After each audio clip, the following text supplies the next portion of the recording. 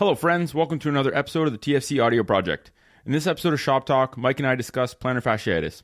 When it comes to feet, this is a big one. It's a common issue a lot of people encounter, and we really wanted to simplify it and help people understand how such a common problem is actually completely preventable and very simple to address when you actually understand what causes it and what you can modify in your life to avoid those causes. We go over what it is, the major variables that cause it, how it's currently treated, what you can do to restore pain-free feet, and also to avoid ever having the problem again once you get rid of it. This episode is sponsored by the TFC Foot Nerd program. It's an online education platform we launched this year to help build a global network of people who understand the body starting at the feet and hips and can eventually help others resolve their problem through a platform we'll eventually look to develop called TFC Connect. The program is also designed to expand our TFC instructor team so that we can scale up our seminars and workshops and give more of them around the world each year. Applications for the February group are closed, but the next round of applications for the June group will open again in May. If you want to get on a notification list for that, get in touch and we can put you on that. Module 1 is available online, and it describes why we created the program, what's included, the costs, how to apply, and other relevant information if you're curious. If you want more info on that, visit thefootcollective.com, click on the Foot Nerd program tab, and Module 1 is available for download, and there's more info. This episode is also sponsored by our travel partner, Nanook Protective Hard Cases, which we use to transport gear to and from our seminars and workshops. They make super high quality cases in Canada. It keeps your electronics and all your fragile and precious gear safe during travel in case your luggage gets tossed around. You never know what the airport guys are doing in the back. And yeah, we use them. We're happy with them. You can get more info on that at nanook.com, Nanuk.com. That's it for sponsors. Let's get into it. I hope you enjoy the episode. It's the TFC Audio Project. It's a collective effort. Help people understand their bodies, starting at the feet are the gateway for people to see that there's an issue. You know, a foot conversation is always a whole body conversation. Hey folks, Nick and Mike here, back for another episode of Shop Talk, and today our topic is going to be plantar fasciitis. This is a big one in the world of foot problems, and our goal today is to completely unpack what it is, factors that contribute to it, look at the research, talk about how to prevent it. And, you know, if you or someone you know has foot pain, we want this podcast to be a powerful tool to just empower people to get rid of their problems by understanding their bodies. And we're going to start at the feet today. And this is, we did a good amount of research to figure out, okay, how best can we explain this? And so hopefully you enjoy this. And we'd love to get your feedback because I think we're going to do one of these every 4 months or so just to kind of review how we're thinking of plantar fasciitis, how it's changing. All of this stuff is open to criticism. We welcome logical, rational, science-based criticism. This is how we get better at understanding this and helping people better. So maybe a good place to start is what is plantar fasciitis? And I think a good thing I want to say, one thing I want to say before that is plantar fasciitis is never a problem with your foot. It's a problem with how you're using your feet. I think people look at plantar fasciitis and are like, oh yeah, I got shitty feet. Or it's a problem with the structure of my foot. It is not. Your foot is designed to work perfectly. Your physiology is not the problem. How you're using your physiology and your body is what is creating the problem. And the beauty is all that stuff is modifiable and you can change that stuff. So if you have plantar fasciitis, hopefully by the end of this you'll understand why we say this. But if you have it, you can get rid of it and you can have it never again with the right information. So what is plantar fasciitis? What's plantar fascia? So the plantar fascia is like a thick fibrous tissue that originates at the medial calcaneus. So that's the heel bone. So it's like the inside of the heel bone that it originates in, and then it goes to the base of your toes. So it's like this tissue that's kind of basically the a giant outer layer of tissue on your foot. And what it does is it's there to help support the medial arch of the foot. That's one of its primary functions, but it also participates in this kind of sling-like fashion in what's called the windlass mechanism. So that's when you're actually trying to propel yourself forward in space when you're walking, it's going to almost tense up and create this elasticity and this rigidity to allow you to walk. So windlass mechanism, it participates in that. It helps support the arch, and it's just this band of tissue. It almost looks like when you look at a dissection, an anatomy dissection, it looks like the Achilles almost just becomes one with the plantar fascia as it wraps around the heel. So and they are continuous, those two things. It's almost like a continuous structure with the Achilles tendon. So it's almost like it's got some tendon-like properties, and some of the studies are actually looking at treating it like a tendinopathy when plantar fasciitis happens, because it responds very similarly to tendons, right, in terms of loading and stuff like that, which we'll get into down the road. Yeah, so it's a giant ligament. Now, plantar fasciitis, when you say itis, it just means acute, or it means inflammation of. So plantar fascia, we explained what the plantar fascia is. Itis means it's irritated. So it's an angry ligament in a lot of people. And that's kind of a misconception too. Itis connotates inflammation. It's not necessarily an inflammatory thing. Mm-hmm. Yeah, a lot of the that's studies are showing, like, histologically, it's more of a thickening fibrosis. Some will label it like a degeneration, the people who look at, like, actually tendons and tendon health.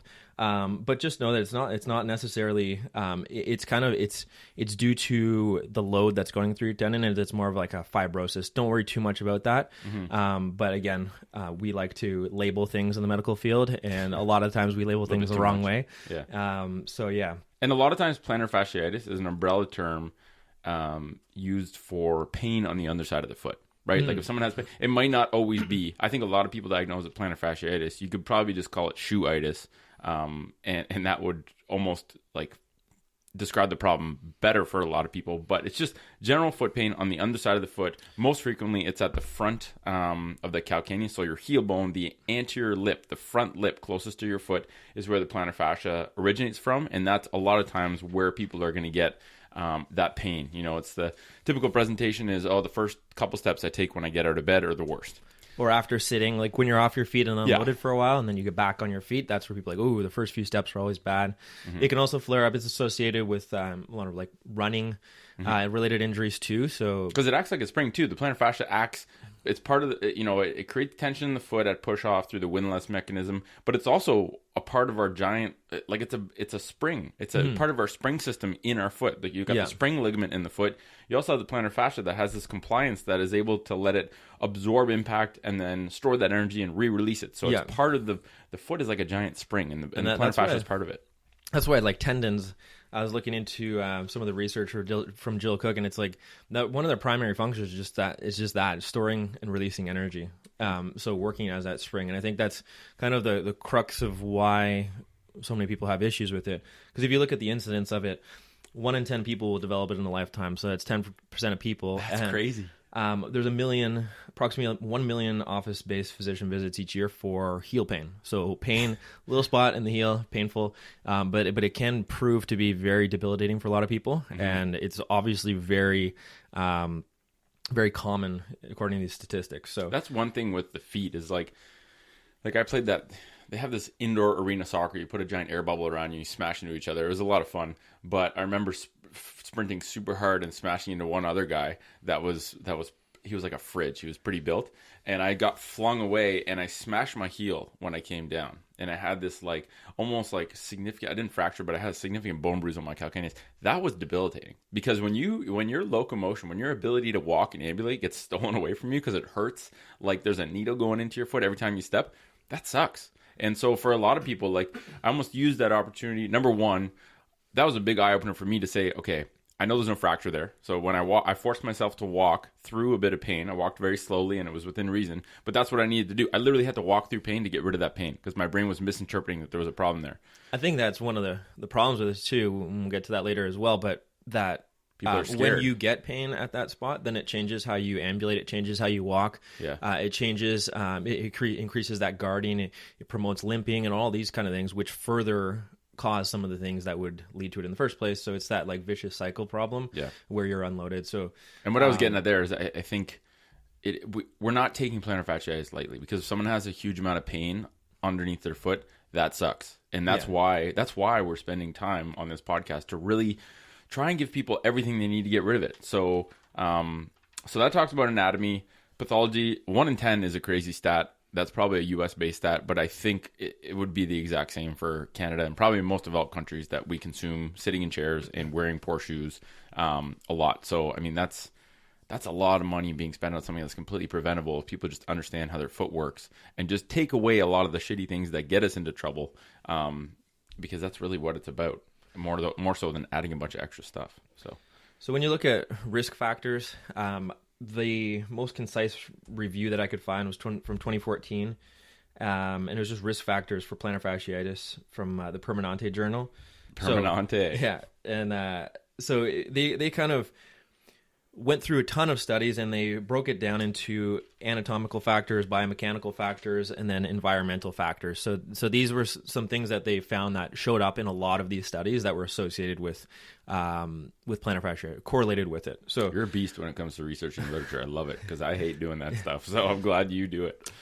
So if you look at the anatomic factors that they listed, I mean, the first one we'll cover, they listed is obesity. So, I mean, that's one that we should just mention, because if you are bearing more load than you can handle, that can be a factor associated with something that's causing an overload. For sure. And that delves into a much kind of bigger source of a lot of other problems. But yeah, I think it makes intuitive sense. If each foot is designed or adapted to bear a certain threshold of weight, and you're double that weight on each foot, you're probably going to have overloading problems eventually. So that one makes sense. So the other ones that showed up quite a bit were in the anatomical part, flat feet. They listed as one of the things. And then in the biomechanical part, overpronation or inability to control pronation. Okay. So those are two basically saying the same thing. It's I mean, that describes a very deep problem in one word. Exactly. That can be multifactorial, but I think it's good that they're detecting that in the literature and they're actually acknowledging it. Yeah, and so what did that... And we can use that argument later to paint our picture better, but we're seeing that the same issues that we've talked about before, somebody with flat feet, somebody who's unable to control their arch, will need to work on factors that are needed to rebuild that arch. Mm-hmm. And these same factors needed to rebuild the arch, as we'll also see, are needed to offload the plantar fascia. So that's the other ones that showed up are shortened Achilles tendon, and right behind that was ankle dorsiflexion limitation. Ankle dorsiflexion showed up in a ton of studies, both associated with like just tightness in the ankle, a tight ankle, restricted ankle joint, not getting the dorsiflexion you need out of that joint. Never exploring dorsiflexion, wearing heeled footwear that puts you into the opposite position. Yeah, and so there was a study in 2015 that showed that the two biggest factors biomechanically, and this study was just looking at biomechanical factors, were ankle dorsiflexion, number one, reduced toe strength, the toe flexor strength, so the muscles involved in pushing you off and propelling you forward. So those two things associated highly with plantar fasciitis. And those make perfect sense. If your ankles are tight, you have to move through you have to bear the load of movement through your foot. So whatever motion you don't have at your ankle, you're forced to steal from your foot, which puts tension on the fascia. And number two, if you have weak intrinsic foot muscles, then the load and we're going to talk about this later when we talk about the role that the bony architecture and the muscles play. But if your muscles can't hold up the arch and contribute to structural stability of the foot, then all of that load gets shipped off to the plantar fascia, which is not designed to do. So exactly, those make a lot of sense too. So that was the next one list, is actually weak intrinsic muscles of the foot that they found in a lot of these studies, and weak plantar flexor muscles and muscles associated with push-off, again, back to that biomechanical study of that propulsion. So there's weak plantar flexors, weak intrinsics. So once you add all of these things up, you're like, okay, well, there's commonly associated problem is flat feet, inability to control the arch, weak intrinsic muscles of the foot, poor ankle dorsiflexion, weak propulsion mechanisms in terms of big toe flexors and calf propulsion. All of these things are really, really kind of add up and paint a good picture. Yeah. So what's interesting about research is that there's not one study that kind of brings all of it together and says and paints a good picture of what it is, but you can pick and choose all of these different studies that show the same themes show up over and over and over, and say these are all associated with it. Okay. And it's a pretty consistent picture. Like that pattern is what those variables, those factors that you just said, it's a pattern. It's exactly that. We all start to fail in the same way because we all do the same stuff that leads to that issue. And so, it simplifies things. I think that what your point before was, I think we should delve into that now. So all of these things well, let's talk about what doesn't work, because that's a good place to start. Yeah. What treatment are we doing right now? So this is the status quo. Someone comes into a health clinic or a podiatry clinic or whatever, goes to see their doctor. I say, I got pain under my foot. It's near my heel. Doctor looks at them and says, okay, hopefully this would be ideal. I don't even think this is happening. It's okay. Your ankles are tight. You're overweight. We got to figure out how to control your weight a little bit better. Your ankles are tight. We got to mobilize your ankles and get them moving. Your foot is weak, and your foot is just this flat meat pancake on the floor. So we have to get your foot working like a foot's supposed to work again. That's what should happen. What should be happening after that is here is someone, or here is a resource to teach you how to do those things. But what's actually happening is, let's put you in an orthotic support. And so maybe that's the first thing to talk about that doesn't work that's being done most commonly is orthotics. So that's one of the big ones. Once you go through the studies, there's different things that are. We can talk about a few of the things that are done as common interventions and the ones that are studied. Orthotics being one of the major ones, and oftentimes in these studies, orthotics are used in conjunction with other things too. So they'll be like, we studied orthotics plus a stretching protocol plus this, and both groups will get orthotics or whatever, right? So, but what we're finding is that orthotics are essentially, a lot of studies are showing that all they do is to kind of differentially load the foot. So they kind of offload it in a way because they're just putting pressure in different areas. So in the short term, it can be you could say it can be useful for pain reduction and like symptom reduction. But is that at the expense of actually making the true problem worse? Well, that's another thing. And so this study by Tamasebi basically said that, hey, if you're going to use orthotics, don't use them past 3 months. And they said that the effectiveness starts to wear off after 3 months, and then there's no difference thereafter.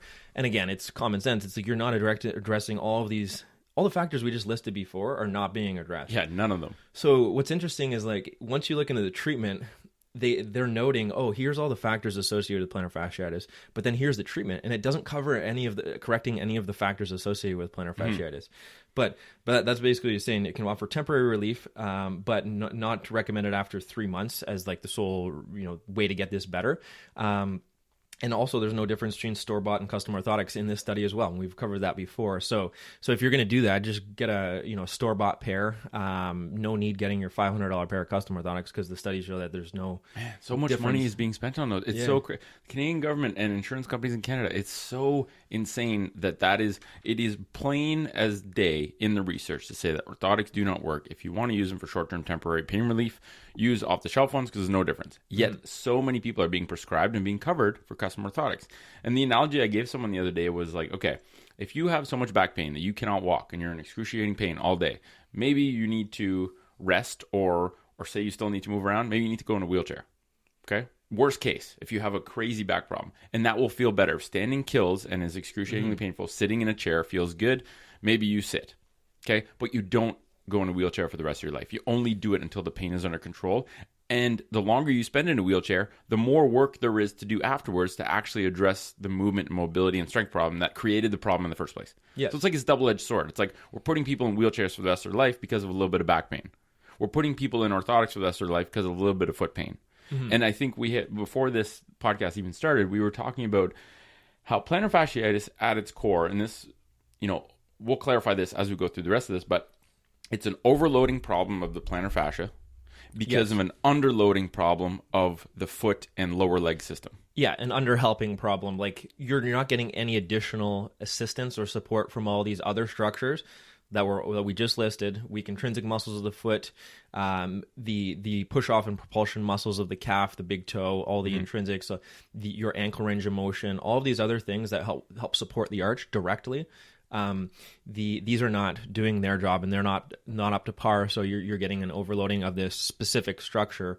So it's kind of like we were saying, it's like an underloading problem. In terms of it's a global underloading problem, resulting in localized, but overload. A localized overloading problem. And you're not going to solve an underloading problem by further unloading the structure. That's not the way to go. It's just a wrong direct. It's these people aren't evil. Like I always like to emphasize this. These people are trying to help the patients that they have, and they look at if pain is the only metric they're looking at, they're doing a good job. But they're not looking at the bigger, broader picture of everything is connected. Short-term versus long-term. You should always be, if you're in healthcare and you're thinking short-term, that's silly. You should always be thinking long-term. How do I make a more functional, independent human at the end of this? And I think most people just don't know. What's sustainable? Yeah, what's sustainable? What can this, how do I never see this person again? Because how did this person never have problems again? And no one's thinking of that. No, I think a lot of people don't even know it's possible. I think a lot of people have no motivation to actually look into that and improve and get better because they're too comfortable with the fact that I make orthotics, I make good money, I pay my bills, I think I'm helping people. Why would I change? Especially if you're later in your career. People just, they don't want to change. This is all relatively new stuff too. Like the field's really changing rapidly. Sure. So when you, it's not, it's very complex and multifactorial. And if you're even guided by literature, you'd be you'd be right in doing a lot of things that are technically not very effective, based on some of the research and how it's been done and all of the things that we've previously talked about. But if you know this info and you're not changing, that's the problem. Our goal and the problem we're trying to solve is how do we get this information out to people, healthcare practitioners, people, because if the people become better informed, they go to the healthcare practitioners, the podiatrist, the physio, the chiro, whatever, and they inform them about what, it's just funny how the patient gets educated, and then the grassroots changes stems from people becoming better informed and demanding better treatment. Exactly. If the other people are resilient to changing. So. Well, that kind of leads down, so other interventions for plantar fasciitis, that kind of relates to that. Yeah. So a common one in the research has been corticosteroid injections. So that's it shows up a lot, and it's like, are those effective? And it's like, yeah, they do show temporary relief when treating plantar fasciitis. But again, it's back to that. Okay, well, you're just going to inject it with a corticosteroid. What are you really doing there? Yeah. Know why you're doing it. Know why you're doing it. Okay, fine. Studies show it can be temporary relief, but that's not going to fix all of these factors that we listed That's at the even start. Worse. Yeah, it's not going to factor. It doesn't do anything. It's all about that root cause, and you're not addressing any of those root causal factors that we listed. Yeah. So you can kind of put that to the side. And I almost feel like the problem in and of itself is not the corticosteroid. It's the impression that the corticosteroid is a solution. Like people think, oh, my foot hurts. I just jab it with a needle. Like I get a corticosteroid. Yeah, and they're like, yeah, I got to get it every 3 months. It keeps it under control.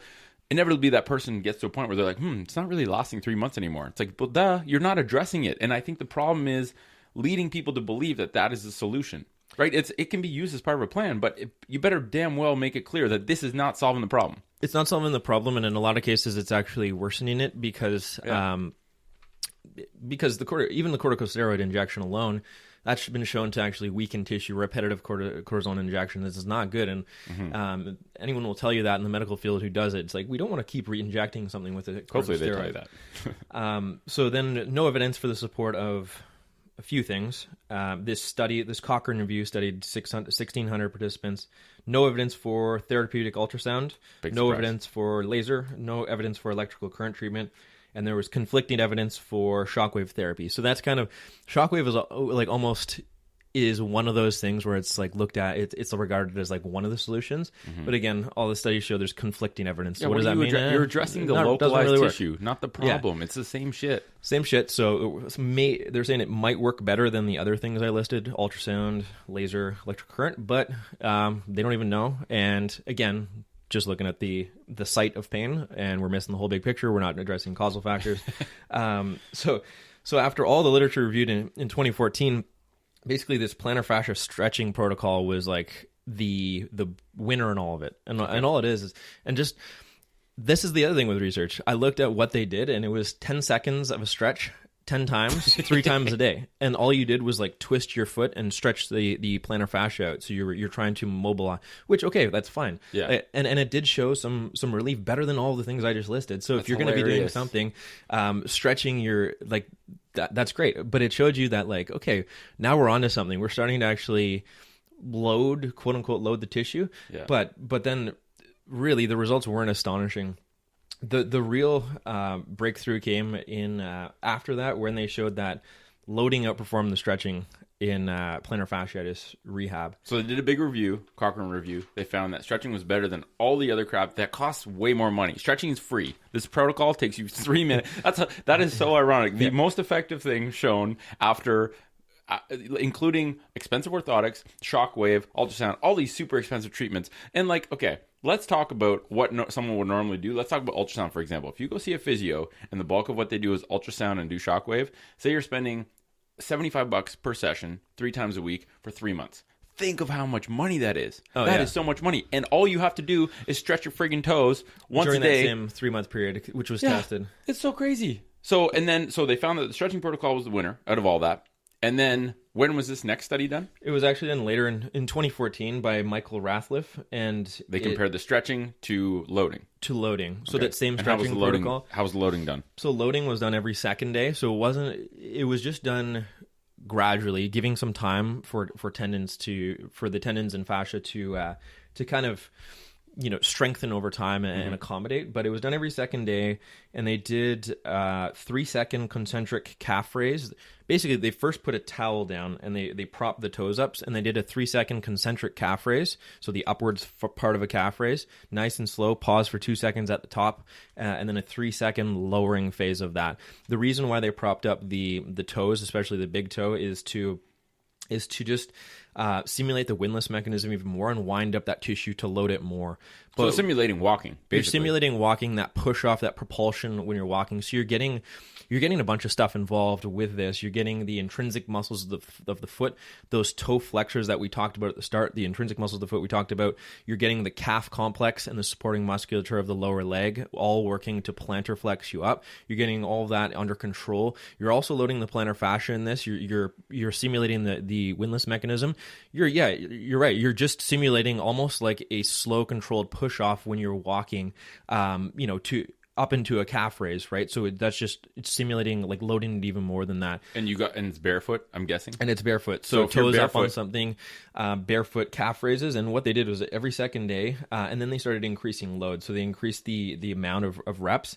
The person did max reps at the start, and then they just gradually increase. And then after, I think, 2 weeks, they started actually putting a backpack of weight onto somebody. So they started adding external load, and then they started increasing the external load, et cetera. So it was progressive loading, and all they did was that every second day. And in 3 months, that beat the best. That beat all the other crap that we're paying money for. It showed significantly better results at 3 months than the stretching protocol. Right? And if you're barefoot, you're also, like, if you assume that most people are wearing a heel-lifted shoe, which that's the reality, 95% of people are wearing shoe with some form of heel lift, whether they realize it or not. If you're going barefoot, technically you're putting them into more dorsiflexion than what they're seeing in an average day. Especially and I don't know if the towel lifted just the toes or the forefoot, but that exercise also puts them in more dorsiflexion than what they're in an average day. So that's another thing it addresses. Exactly. You're basically addressing everything with one maneuver. Now, I would argue that, okay, like that is powerful right there. But there's just way better stuff you can do. That's just one, exactly. Like but what that shows you is just like a simple loading exercise done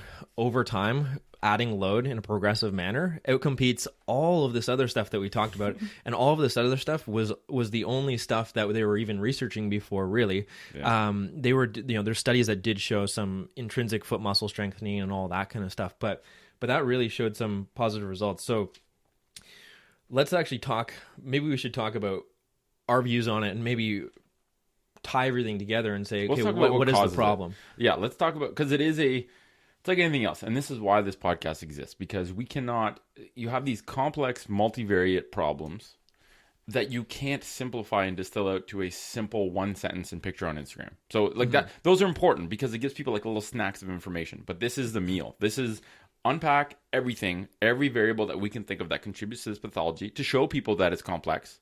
And then at the end, we'll bring it back in to make it simple of, okay, what are the low-hanging fruits and the simplest things you can do tomorrow or today to start addressing this problem. So let's talk about what causes plantar fasciitis. We'll piece together a little argument based on all of this research that we just went through, based on all these causal factors, right? So what causes it? We've already listed all of those causal factors. So but let's unpack some of those factors. Let's unpack them a little bit more and then tie it together in terms of more of a logical argument as to why this would happen, right? So the first one, obesity, that makes sense. We don't talk much about that. We did a podcast, I think episode number 15 was about nutrition. You got to figure out your food situation and have a better relationship with that and figure out how can I get back to a healthy weight and lose a bunch of this excessive fat that I've accumulated, because that's also overloading every joint in your body. But the last spot to get loaded is your foot. So that one we don't really have to unpack any further, but that's a factor. So the other ones that showed up a lot, the flat feet and the overpronation and the weak, let's tie them together, flat feet, overpronation, weak intrinsic muscles of the foot. Okay. And we will unpack those a little bit. So when you look at all those three things, those are all things we've talked about in previous podcasts. It's an unloading problem. It's an unloading problem. You're never fighting gravity. You suck at fighting gravity, basically. Well, yeah. So you're not able to support your arch with all of the structures and mechanisms and musculature that are involved in supporting your arch. So that can be related to, as we talked about, all the way upstream at the hips. Well, let's start at the hip. That's probably, so if you spend most of your day sitting in a chair with your hip in a flexed neutral rotation position, you're going to lose the ability to optimally organize that joint, to generate torque, whether with the muscles or even having the joint mobility to access that position. Torque at the hip is what generates the right position downstream at both your knee and your foot. So, to organize the foot into a nice arch position, you must have a functional hip. If you don't have a functional hip, good luck getting the foot in the right position to even allow a contraction of the intrinsics to hold it there. So the hip is a big one. It's a double whammy too, because not only are you sitting, not only are you getting that happening, but you're unloaded during that time. So if you think about, like, humans aren't meant to be unloaded that much. If you're sitting in a chair for most of your day, sitting in the car, we've already talked about that.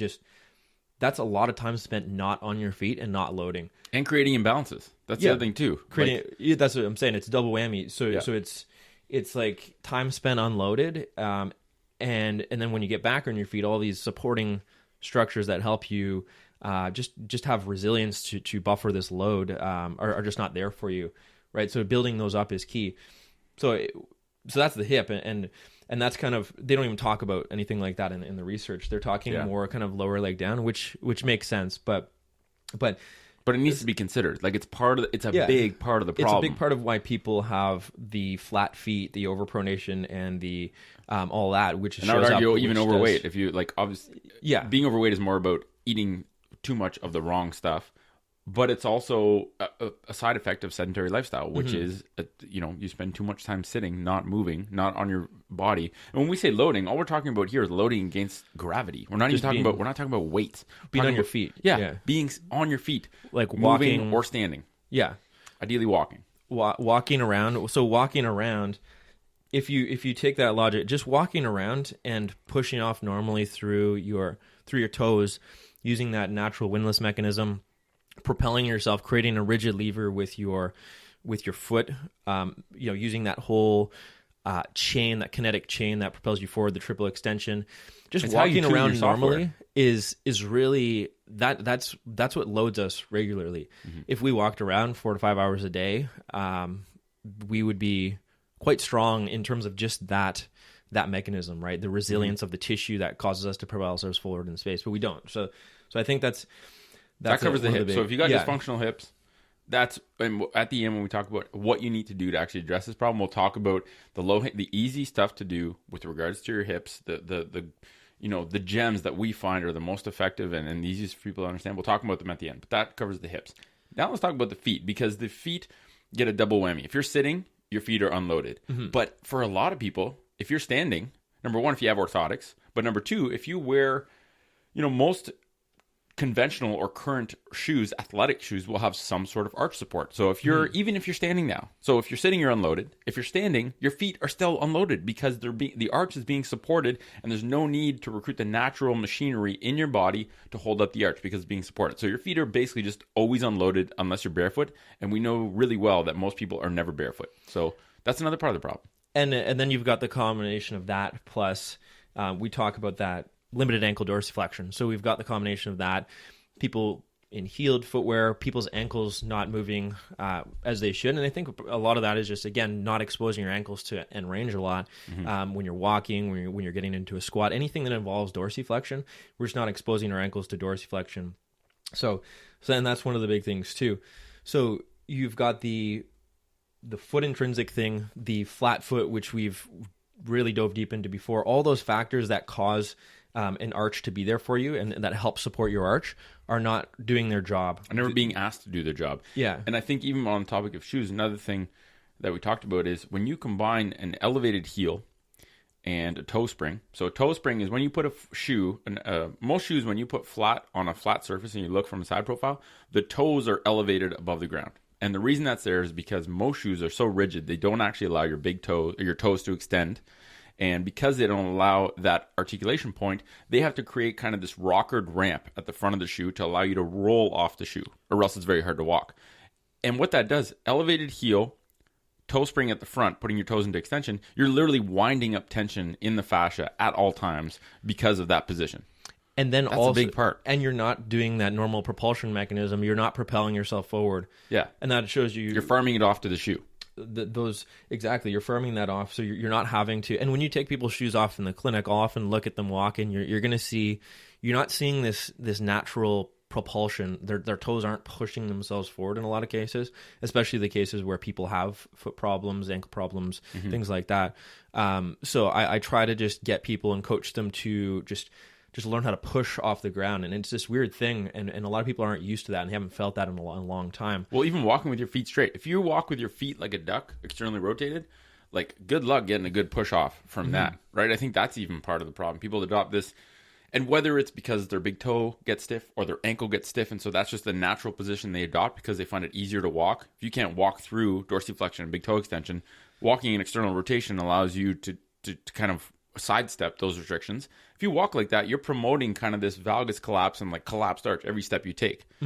So that's another one. It's like walking with your feet straight. And initially I didn't think that was a good thing to say because everyone can walk with different degrees of external rotation. But Daniel Lieberman says, if you look at the mechanics of how the foot works, walking with straight feet gives you the best leverage mechanics to take advantage of how we're built. Yeah.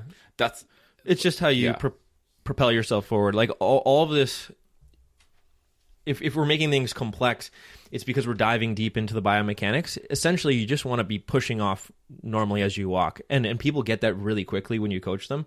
And then they can work on anything that's preventing them from being able to do that. And when you take off their shoes, that's a big part. Yeah, so when they take off their shoes, they work on extending their hips and just propelling naturally. They'll get it. It can take like 5-10 minutes sometimes just to coach somebody, and they're like, oh, that feels different. Okay, cool, right? So and it clicks with them, like it's natural, right? You just said someone's like some easy cues, a couple things to open up joints, and just like talking to someone and getting them moving. Like you engineer their environment after doing a bit of opening up some joints, and they're like, oh, it feels weird initially because it's different from the way they normally move, but then they're like, oh, okay, this feels kind of normal now. But again, that common theme and all that is oftentimes it's the first time they've been coached when they don't have their shoes on. So their shoes are affecting their ability to kind of do this normally with that toe spring, with the heel. The fact that their toes are often crammed in together is not allowing their big toe and all their toes to just push off naturally.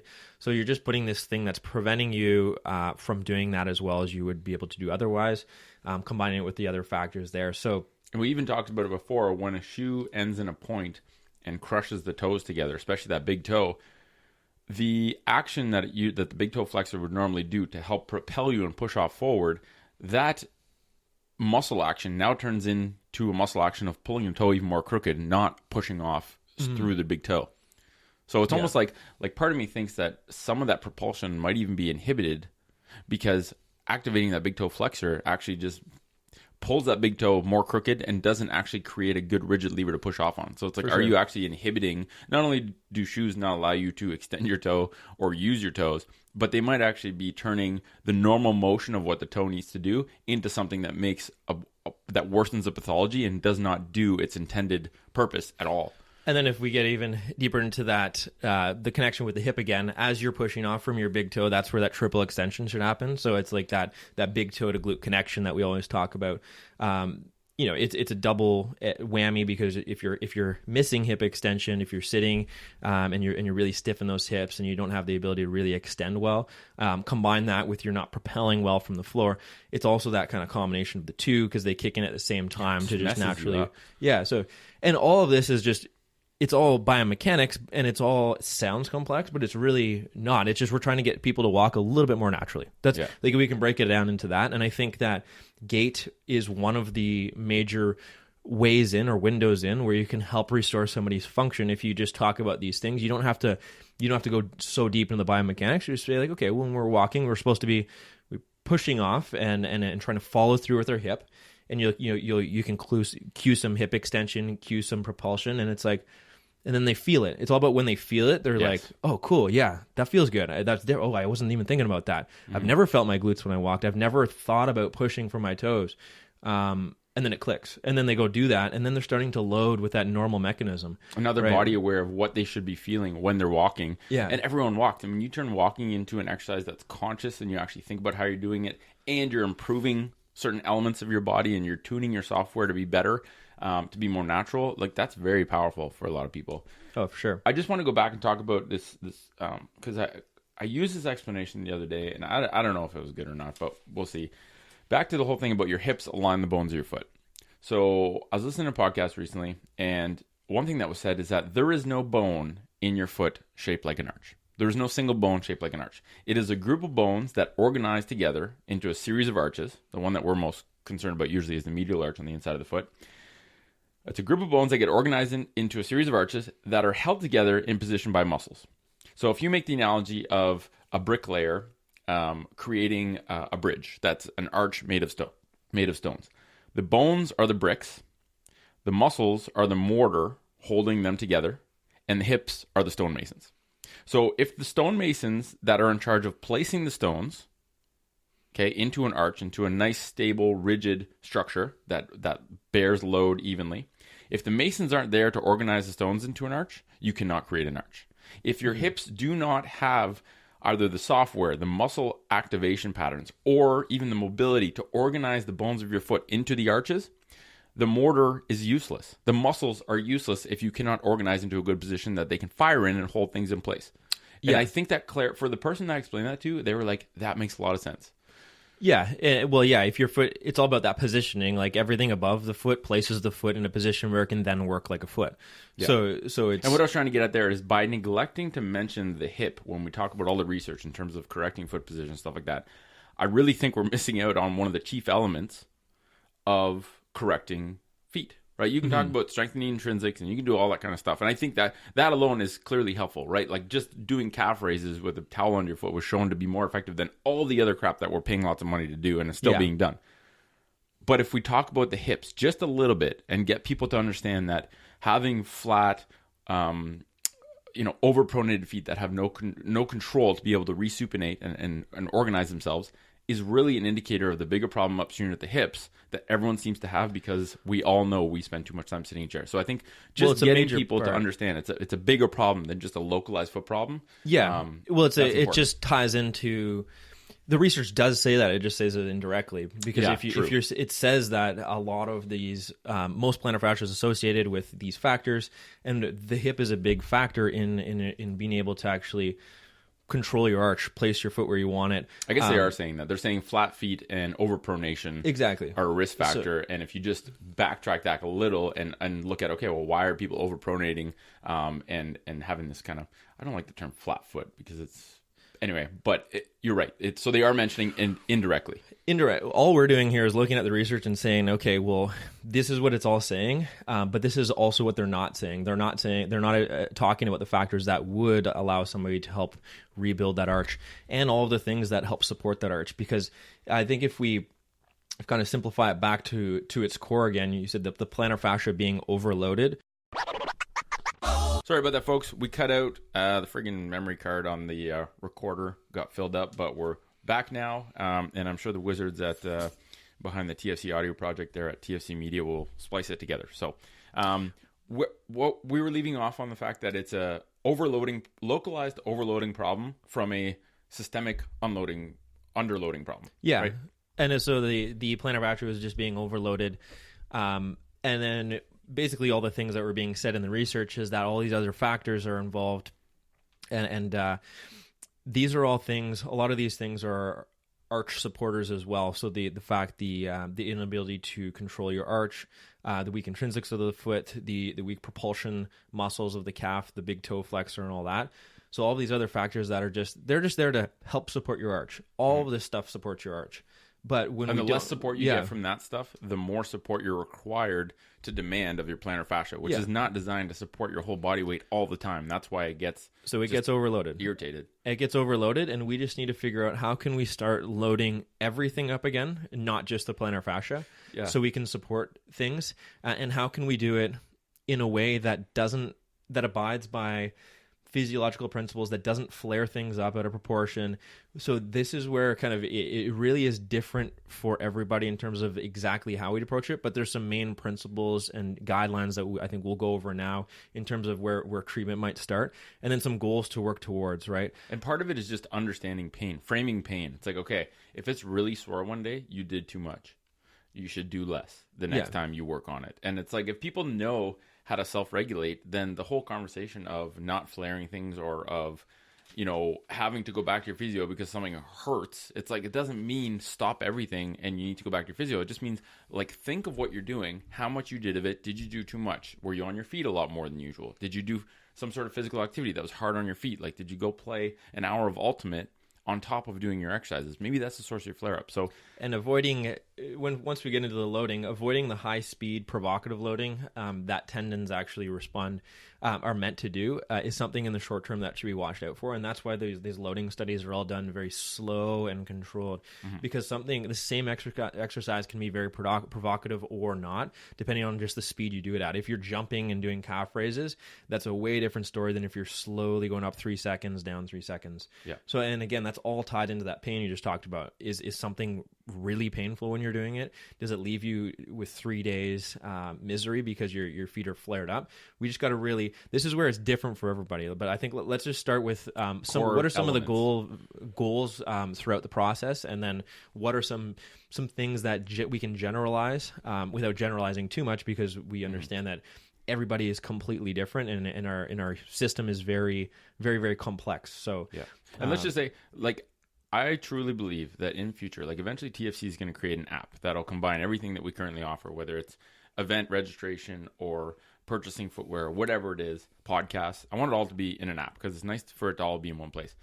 But I truly believe that with a good program that's a combination of education and advice on what you need to do in terms of mobilizations or self-treatment or self-maintenance, and the footwear that you need to wear, you can literally solve the foot health problem and cure plantar fasciitis with an app, which is pretty cool. And it will I think it can happen eventually. It's going to be a long way till we design that. But so how do you treat plantar fasciitis? The primary thing, in my opinion, is getting people to understand what the heck plantar fasciitis actually is. Instead of just saying, oh, do this stuff, without actually, you say, oh, you have plantar fasciitis. You have some weird word that you don't understand. This is what you need to do. You give people that approach, and they don't know what's going on. If something goes wrong, they have no idea how to rationalize it, how to understand it, to know whether that pain is bad pain or pain that makes sense to be there. So the first thing is get people to understand, and this is what this podcast is for, is just educate people on what plantar fasciitis is, what are the contributing factors, and just understand the mechanisms by which this localized irritation happens. So first thing for treatment is understanding it. Educating on not only the pathology, not only on the anatomy, on the actual pain, on the presentation, on reasons why it's happening, what are the on causes? Where we need to go with all of this, on potential causes. So these are all factors, and this is all going to go hand in hand with what the specific person tells you. This is where an individualized approach is always what's needed. So, the person comes in and says they have a sitting job, they wear dress shoes all days. These are all factors that we got to piece together the person's environment. We got to piece together all of these things. And what's actually doable, right? Like, if that person comes in and see you, you're like, okay, no more dress shoes ever, don't sit. It's like, that's terrible advice, because that's not actionable. It's not realistic. It's like, what are small strategies to get the ball rolling? What's the first domino you got to flick to get it going in the right direction, get the person to, one, see results, right? Because unless they're actually seeing results, and they're seeing, the easiest way to see results is pain. If you affect the root cause, you do get rid of pain eventually. If you just target pain, you don't get the root cause, and you always have this revolving door of pain. So when they start to see, they need to see results. They need an actionable start, right? And I think a good one for a lot of people is 3 things. Spend less time educate people about how the footwear contributes to the problem. Spend more time barefoot or wearing functional footwear. And I would say, caveat, see how it feels to spend time barefoot, because that's do it within your tolerance. That's where again, goal being to be able to walk sustainably with bare feet, to be able to train bare feet if you choose to, or walk in a barefoot style shoe, but see how it responds to that at first, because that's kind of one of the things we want to work towards. And for some people, that might, you're right. That's a good caveat to put in there, because some people, I think a lot of people that say, oh, I can't spend any time barefoot because it hurts, can spend more time barefoot than what they think, right? That example of you get someone in that's like, I can't spend 10 minutes barefoot, my feet start to hurt. You assess them in the clinic, you get them walking around for an hour barefoot for the whole assessment, and at the end you're like, you just spent an hour barefoot, how do your feet feel? And they're like, oh, they actually don't feel very bad. It's like, you got to be honest with yourself and not be scared to go barefoot, because it might have hurt in the past, right? And we don't discount that, but doing it responsibly and spending, okay, maybe you spend 5 minutes barefoot, and after 5 minutes, you got to put your indoor your quote unquote indoor shoes back on. And then the next day you do 10 minutes. And then maybe the next day you try 20 minutes, your feet hurt, so you go back down to 10 minutes. And during that time, too, when they're in the clinic, we're often getting them to actually do things, actively mobilize their feet, too. So even some soft tissue Well, that was the third thing I was going to say. Is like get out of bad shoes, spend time barefoot or in functional shoes, and then do some basic mobility work on your foot, and usually just lacrosse ball and some toe spreaders on a regular basis. Like that's powerful. And everyone wants to debate what does soft tissue work do and all that. And again, that's kind of besides the point. I look at it as just mobilizing your foot and all the tissues associated with the foot. And desensitizing. If you think about a natural foot, like when you're walking around at the cottage, you're walking around over river rocks, whatever you're doing, your foot is naturally getting basically smushed and mobilized and put in different positions. So if you think about a shoe that's stuck in or a foot that's stuck in a shoe all day, or that's solely on just flat artificial surfaces all day, all we're trying to do is just mimic it, just moving around, moving the bones around. I don't even care what the mechanism is. We're just mobilizing everything, and it happens to often relieve the pain or help relieve the pain in the short term. Again, that's not the solution. The solution is not to have to smash your foot with a lacrosse ball for the rest of your life. That is one window in where you can start to mitigate some symptoms and start to mobilize everything into the foot. Yeah. Another thing is weaning. Just like you're trying to wean away from rigid, stiff, supportive shoes, you're also trying to wean away from orthotics. So the same thing applies. If you're in orthotics, don't just ditch them right away. You wean them off just like you wean them on, right? You spend gradually more and more time with the orthotics on. Let's try and spend gradually more and more time with the orthotics off, and be mindful to self-regulate if symptoms come back up. So if it starts to hurt, put the orthotics on.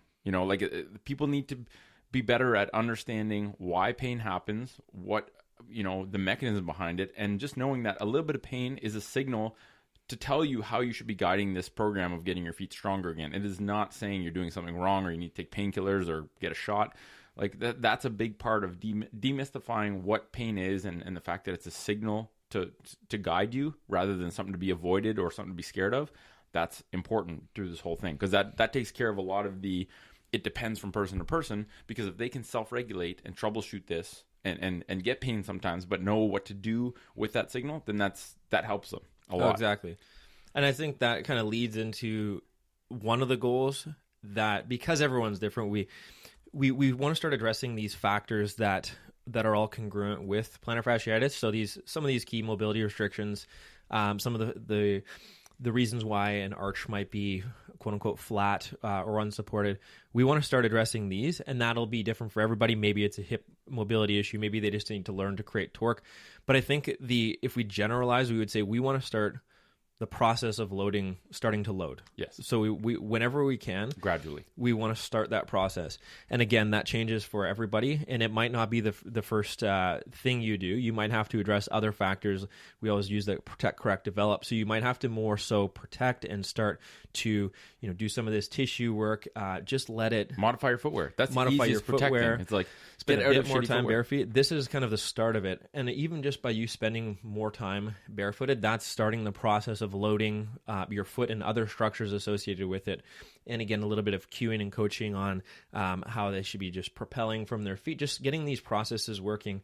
And then whenever you can, start to actually load things up more specifically, I would say. And if we point back to that study by Rathliff, something like that. Now, it doesn't have to be that exercise, but something that just starts loading them when they can without really flaring them up is where we want to start going after that. And like gradual loading is, I think everyone intuitively knows. If you go to the gym and you want to build pec strength, okay, you start to bench press. You don't go the first day and try and bench press 300 pounds, right? You go and you do the bar a few times, and then you put 10 pounds on each side, and you do that. Once it gets easier, you put 20 pounds on each side. Like you gradually, progressively load the tissues, allow it to heal and recover, and then you can overload it more, and that's how you get stronger.